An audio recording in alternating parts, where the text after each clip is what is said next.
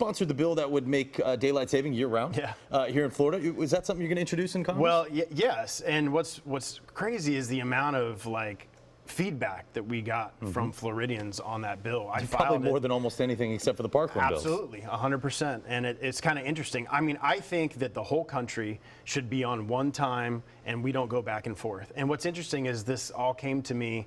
I went to the barber after we turned the clocks back, and she has young children, and she said, you know, it takes them 2 weeks to get adjusted to the time change.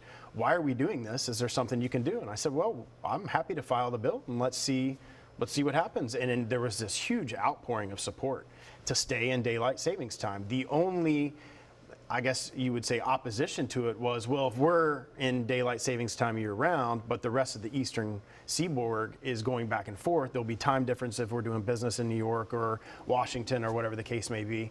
But I absolutely think that Congress should have us in one time period. And what's interesting is if you know the history as to why we as a country started it, over 100 years ago. Not farmers. Yeah, had nothing to do with farmers and everything to do with conserving fuel during the First World War. Well, we obviously don't have those constraints now, so why are we going back and forth twice a year and changing our clocks? And I think I would absolutely support it nationwide. What would you say to the people who, I've had parents reach out to me and say, look, this is going to make my kids waiting in the dark in the morning for the school bus or walking to school even more dangerous because now there'll be even more days where they're in the dark. How would you respond to them? You can move the times up. Each school district can move the times up of when the schools start. So it's very easy. Each school district decides what time their children go to school.